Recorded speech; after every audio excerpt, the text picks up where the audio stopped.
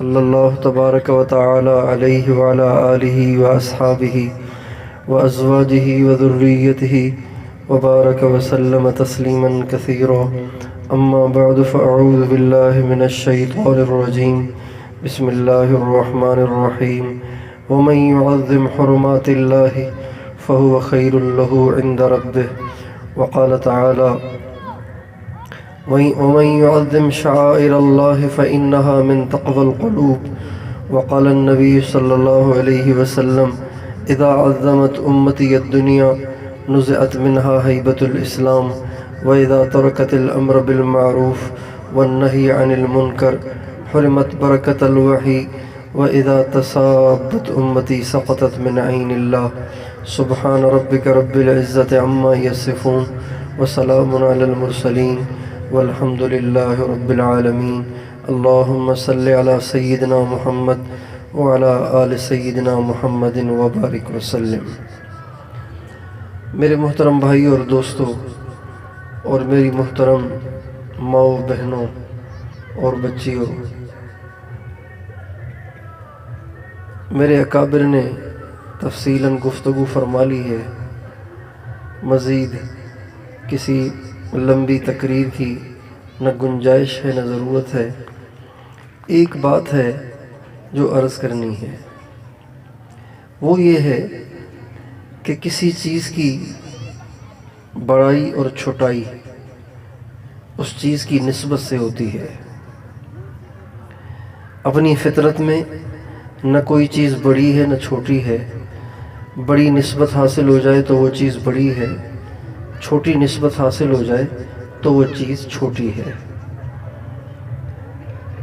ایک بھٹے میں دو اینٹیں پکتی ہیں اور ان میں سے ایک مسجد میں لگتی ہے، ایک باتھ روم میں لگتی ہے۔ مسجد والی کی عظمت ہے، باتھ روم والے کی ذلت ہے، اس کو ادب اور احترام کیا جاتا ہے، اور اس کا کوئی ادب احترام نہیں ہے، بلکہ اس کے اوپر پیشاب کیا جاتا ہے، اور اس کے اوپر جوتا بھی نہیں پہنا جاتا، اس کے اوپر کسی کچرے کو بھی برداشت نہیں کیا جاتا، دن میں کئی دفعہ اسے پوچھا لگایا جاتا ہے، جھاڑو دیا جاتا ہے۔ تو یہ نسبت ہے جس کی وجہ سے ایک چیز چھوٹی بنتی ہے اور بڑی بنتی ہے۔ دنیا میں سب سے بڑی ذات وہ اللہ کی ہے، اللہ سے بڑا دنیا میں کوئی نہیں ہے۔ کیوں بھئی اللہ سے بڑا کوئی ہے؟ اللہ سے بڑا کوئی ہے؟ کسی نے سنا ہو یا دیکھا ہو یا پڑھا ہو، اللہ سے بڑا کوئی ہے ہی نہیں۔ اللہ اس کائنات کا مالک ہے، اللہ اس کائنات کا خالق ہے، اللہ کے ہاتھ میں مشرق اور مغرب ہے، اللہ کے ہاتھ میں شمال اور جنوب ہے، وہی زمین آسمان کا بادشاہ ہے، عرش اور فرش کا مالک ہے، سمندر بھی اس کے ہیں، پہاڑ بھی اس کے ہیں، زمین بھی اس کی ہے، آسمان بھی اس کا ہے، اور ہوائیں بھی اس کی ہیں، بادل بھی اس کے ہیں، بارشیں بھی اس کی ہیں، اسی کے ہاتھ میں سب کچھ ہے، وہی ہر چیز کا مالک ہے۔ سب سے بڑا اللہ ہے، سب سے بڑا اللہ ہے، سب سے بڑا اللہ ہے۔ تو جب اللہ سب سے بڑا اور ساری دنیا اور جو کچھ دنیا میں ہے، اس کی بھلا کیا قیمت ہے، اس کی بھلا کیا ویلیو ہے؟ ہمارے نبی کا ارشاد ہے، لو کانت الدنیا عند اللہ تعدل جناح بعوضۃ ما سقى منها کافرا شربۃ ماء۔ ہمارے نبی فرماتے ہیں اگر ساری دنیا، جو کچھ دنیا میں ہے، صرف آپ کا حیدرآباد نہیں، پورا سندھ لے لیجئے، سارا کراچی لے لیجئے، اس میں راولپنڈی اسلام آباد بھی لے لیجئے، پشاور اور لاہور بھی لے لیجئے، اس میں کوئٹہ بھی لے لیجئے، سارا پاکستان، سارے بر اعظم، اس میں امریکہ بھی آ گیا، یورپ بھی آ گیا، آسٹریلیا بھی آ گیا، جرمنی بھی آ گیا، جاپان بھی آ گیا، رشیا بھی آ گیا، ساری دنیا، اس میں جو کچھ ہے، ہمارے نبی فرماتے ہیں اس کی قیمت اللہ کے نزدیک مچھر کے پر کے برابر بھی نہیں ہے۔ اللہ اکبر۔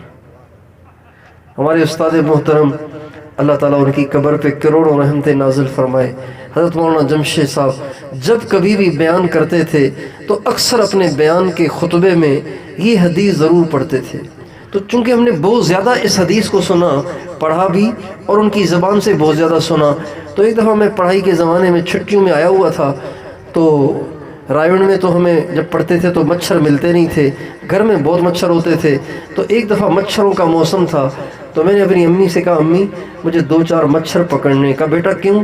میں نے کہا میں نے مچھروں کے پر جمع کرنے، پھر میں نے ان میں سے ایک پر نکال کے دیکھنا ہے کہ کون سا مچھر کا ایسا پر ہے کہ جس کے بارے میں اللہ کے نبی نے فرمایا کہ دنیا کی ساری دولتیں، دنیا کے سارے خزانے، دنیا کی ساری پراپرٹیاں اور دنیا کے سارے بادشاہت اور بادشاہتیں، دنیا کے سارے وزیر اور وزارتیں اس مچھر کے پر کے برابر بھی نہیں ہیں۔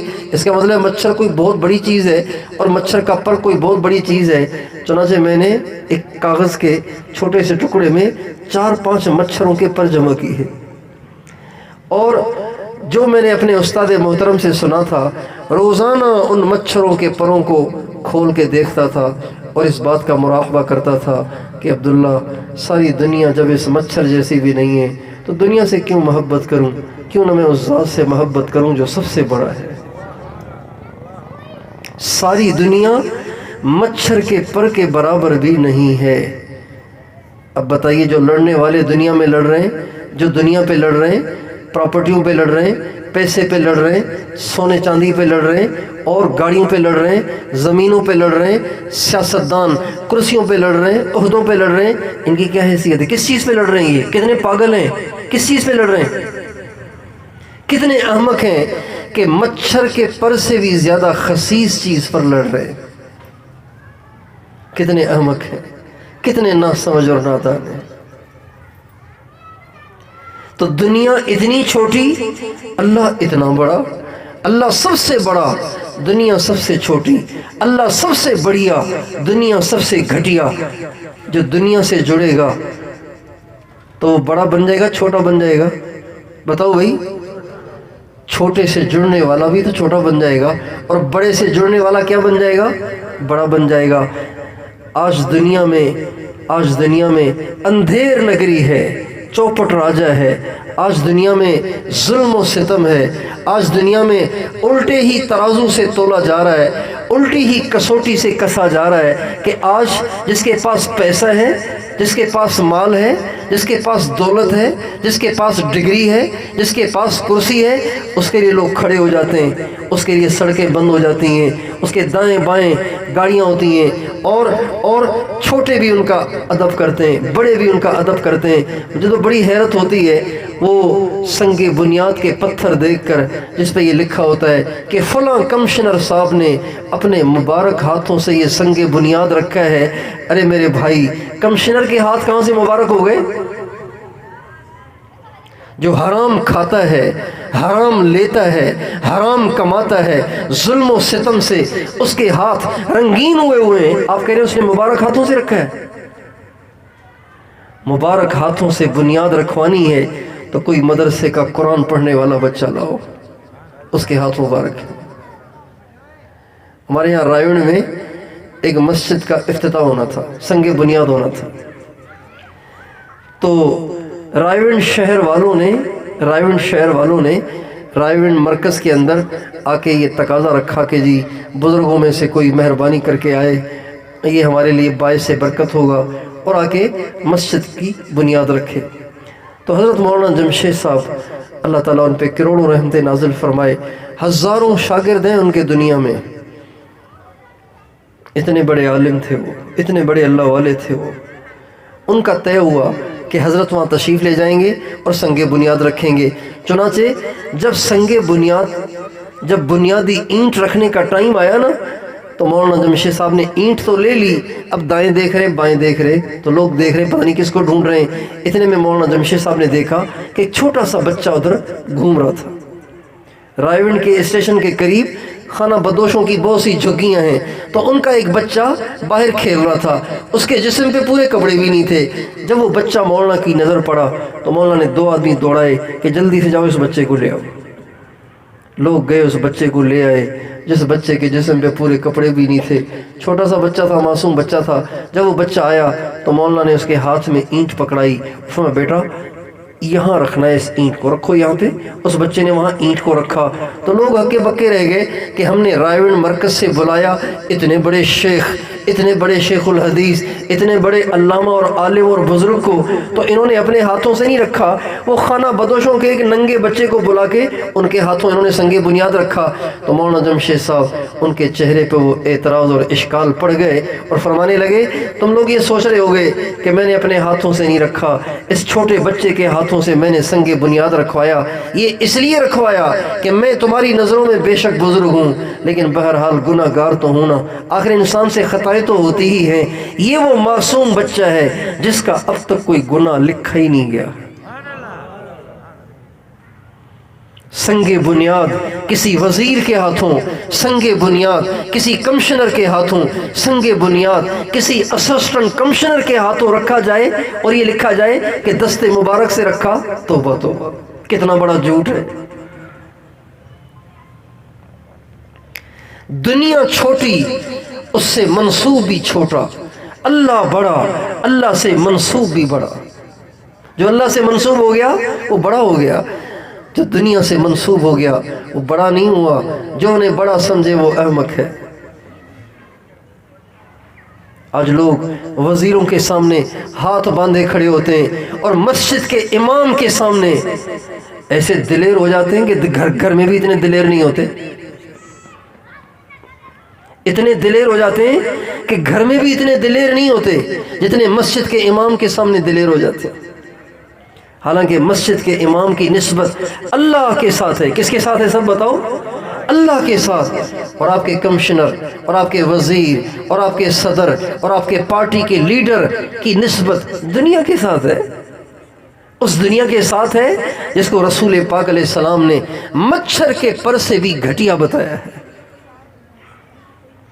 اس لیے میرے دوستو، سارے بزرگوں نے ساری باتیں کہہ دیں، بس میری اتنی درخواست ہے کہ جیسے اللہ کا ادب کرنا ہے، اللہ کا احترام کرنا ہے، اللہ کی عظمت کا دل میں ہونا لازمی ہے، ایسے ہی جو اللہ سے منسوب ہیں، جو اللہ سے منسوب ہیں، جنہیں اللہ سے نسبت ہے، ان کی بھی عظمت کرو، ان کا بھی ادب کرو، ان کا بھی احترام کرو، ان کو بھی عظمت کی نگاہوں سے دیکھو۔ ہماری نگاہوں میں گورنر کی عظمت کم ہونی چاہیے، ایک مسجد کے امام کی زیادہ ہونی چاہیے، ایک حافظ قرآن کی زیادہ ہونی چاہیے، ایک عالم دین کی زیادہ ہونی چاہیے۔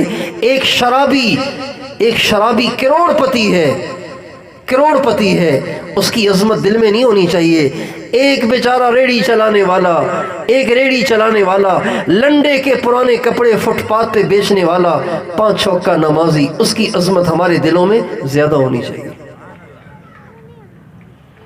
لنڈے کے کپڑے بیچنے والا، 5 نمازیں پڑھنے والا، ان کروڑ پتی شرابیوں سے زیادہ اچھا ہے۔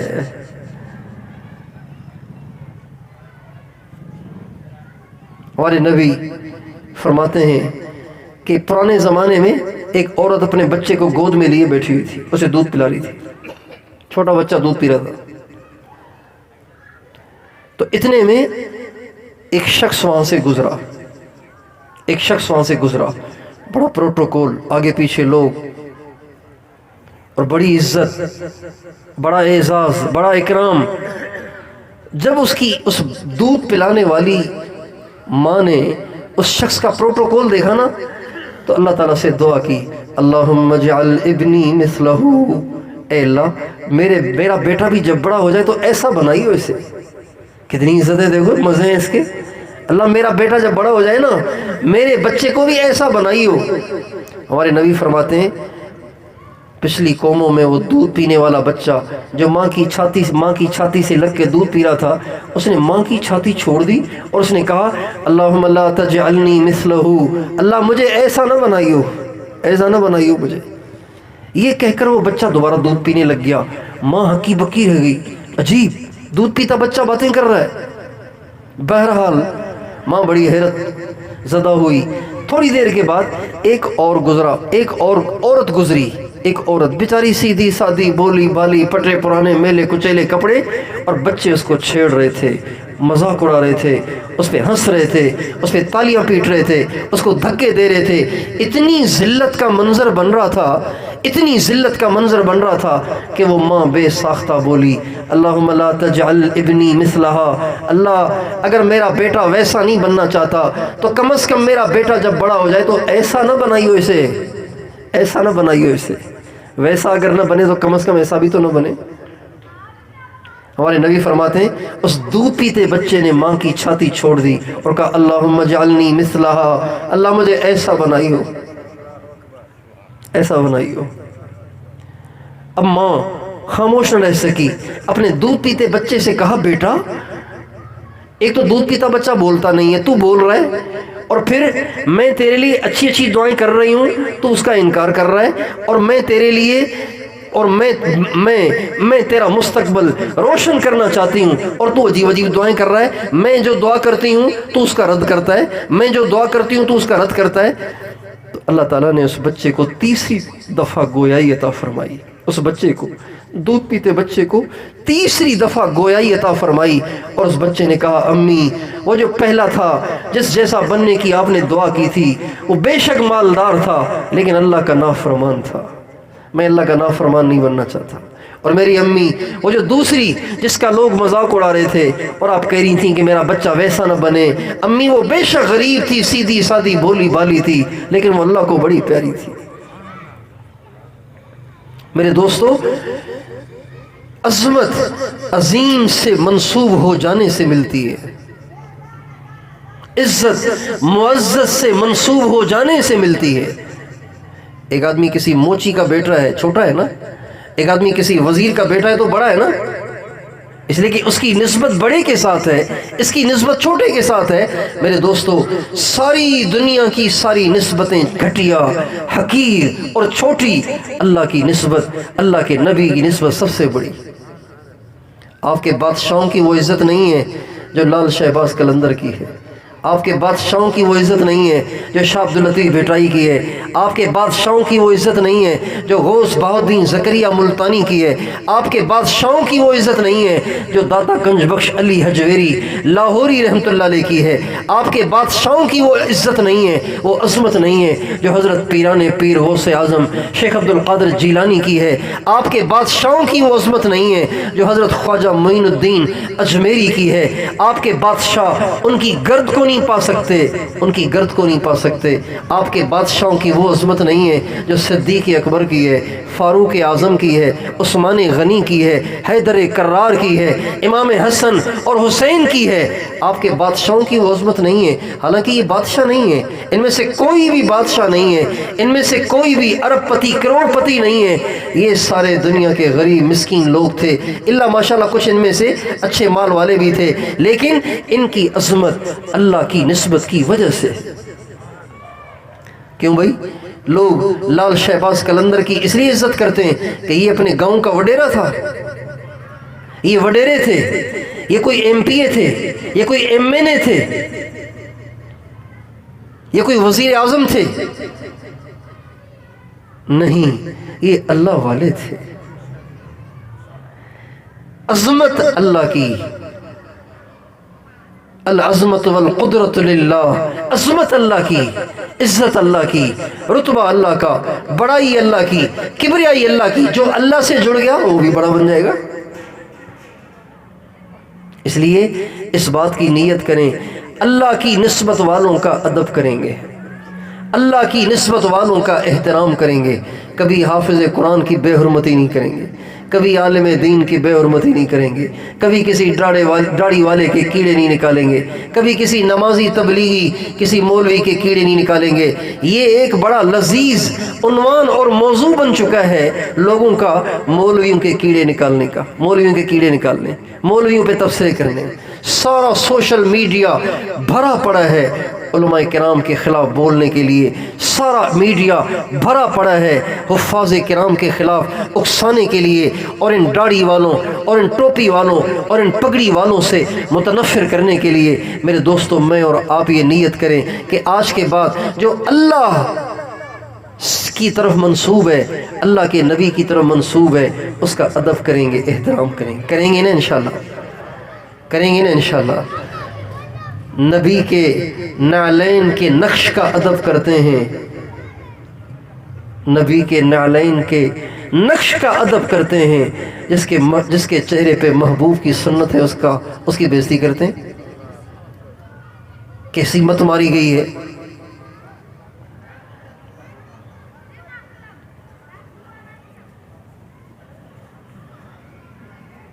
کسی پرچی پہ اللہ کا نام لکھا ہو، اس کو اٹھا کے آنکھوں سے لگاتے ہیں اور اس کو اٹھا کے کسی اونچی جگہ پہ رکھتے ہیں، جس کے سینے میں سارا قرآن بھرا پڑا ہے، اس کو گالیاں دیتے ہیں، اس پہ تہمتیں لگاتے ہیں، الزام لگاتے ہیں، بے عزتی کرتے ہیں، دل آزاری کرتے ہیں، اس کی ٹانگیں کھینچتے ہیں۔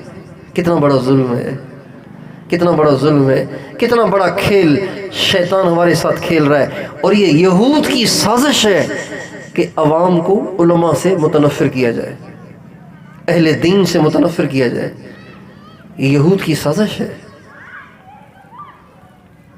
اس لیے میں اور آپ اس کی نیت کریں، ہمیشہ اہل دین کی قدر کریں گے، ہمیشہ اہل علم کی قدر کریں گے، ہمیشہ اہل قرآن کی قدر کریں گے۔ اور دیکھیں، جو اہل علم، اہل دین، اہل قرآن کی قدر کرتے ہیں، وہ ان کی حوصلہ افزائی کا باعث بنتے ہیں، وہ ان کے آگے بڑھنے کا باعث بنتے ہیں۔